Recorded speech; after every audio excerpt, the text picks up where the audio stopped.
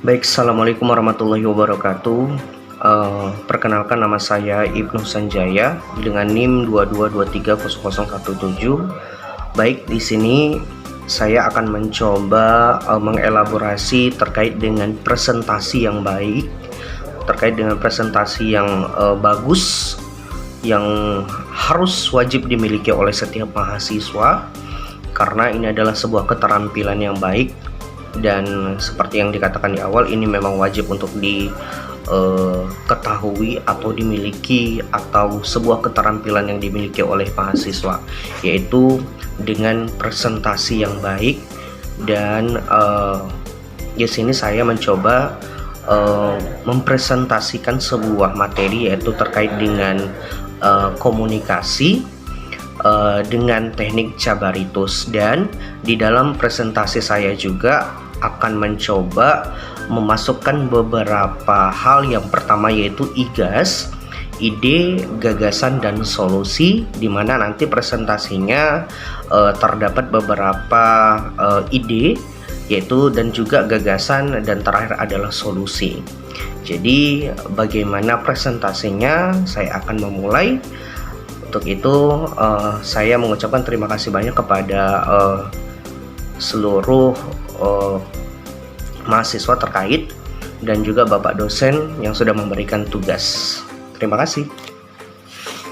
Baik, assalamualaikum warahmatullahi wabarakatuh. Selamat pagi rekan-rekan semua. Perkenalkan, nama saya Ibnu. Di sini saya akan mencoba mempresentasikan sebuah materi yang berhubungan dengan atau terkait dengan komunikasi. Sebelumnya yang terhormat Bapak Dr. Novrion MPD, dan juga yang saya hormati rekan-rekan sekalian. Baik, di sini saya akan mencoba mempresentasikan sebuah materi, yaitu tentang komunikasi, di mana komunikasi yang baik adalah salah satu keterampilan terpenting dalam hidup. Nah, ini memungkinkan kita untuk terhubung dengan orang lain, membangun hubungan, dan mencapai tujuan kita. Ketika kita dapat berkomunikasi secara efektif, kita dapat yang pertama itu membangun kepercayaan dan rasa hormat terhadap orang lain. Yang berikutnya adalah menghilangkan kesalahpahaman.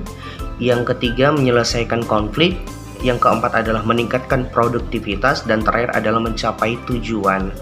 Nah, elemen-elemen yang baik dalam berkomunikasi ada beberapa hal, dan ada beberapa kunci komunikasi yang baik. Diantaranya adalah kejelasan dalam berbicara. Nah, pesan kita harus jelas dan mudah dipahami orang lain. Kita harus menghindari bahasa teknis yang mungkin tidak dipahami orang lain. Nah, berikutnya adalah ketepatan. Nah, dalam ketepatan ini pesan kita harus akurat dan benar. Kita harus berhati-hati untuk tidak menyebarkan informasi yang salah. Yang berikutnya adalah relevansi. Nah, pesan kita harus relevan dengan topik yang kita bahas. Kita harus menghindari menyimpang dari topik atau perkenalan informasi yang tidak relevan. Nah, terkadang kan banyak nih yang tadinya kita mau menginformasikan tentang A, tiba-tiba kita sampaikan tentang B. Itu dapat menyimpang ya sebuah materi yang kita sampaikan. Dan berikutnya adalah kelengkapan, atau pesan kita harus lengkap dan memberikan semua informasi yang diperlukan. Kita harus menghindari atau meninggalkan informasi penting. Berikutnya adalah koherensi. Nah, pesan ini harus koheren atau mudah diikuti. Kita harus mengatur ide-ide secara logis dan menggunakan transisi yang jelas. Yang berikutnya adalah keterampilan mendengarkan. Nah, kita harus dapat mendengarkan secara aktif dan memahami sudut pandang orang lain. Yang berikutnya adalah empati. Nah, sebagai seorang pembicara atau atau kita ingin melakukan sebuah komunikasi, kita harus memiliki empati. Kita harus berempati kepada orang lain dan memahami perasaan mereka. Itu adalah salah satu bentuk keharmonisan dalam sebuah komunikasi. Berikutnya adalah keterampilan nonverbal. Nah, bahasa tubuh, kontak mata, dan nada suara kita harus positif dan mendukung.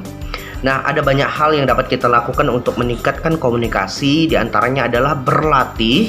Semakin banyak kita berlatih berkomunikasi, semakin baik kita melakukannya. Cobalah mencari sebuah peluang untuk berlatih komunikasi dengan orang lain, seperti bergabung dengan klub, percakapan, atau mengambil kelas public speaking. Nah, ini sangat penting nih Bapak Ibu sekalian.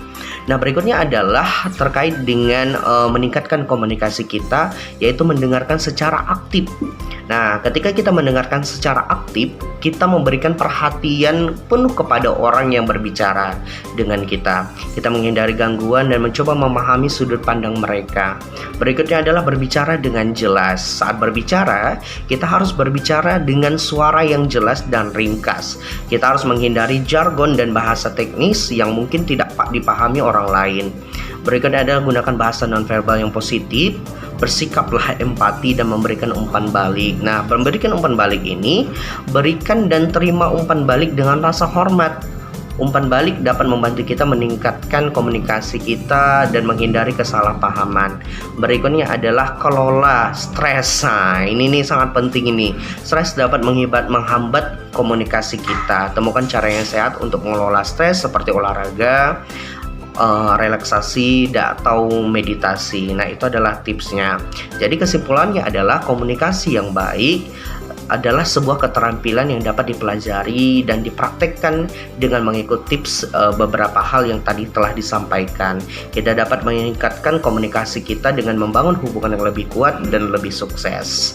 Baik, mungkin ini saja yang dapat saya sampaikan terkait dengan materi komunikasi yang baik. Lebih dan kurang saya mohon maaf. Terima kasih banyak sudah memberikan saya kesempatan. Saya akhiri. Wabillahi taufiq wal hidayah. Wassalamualaikum warahmatullahi wabarakatuh.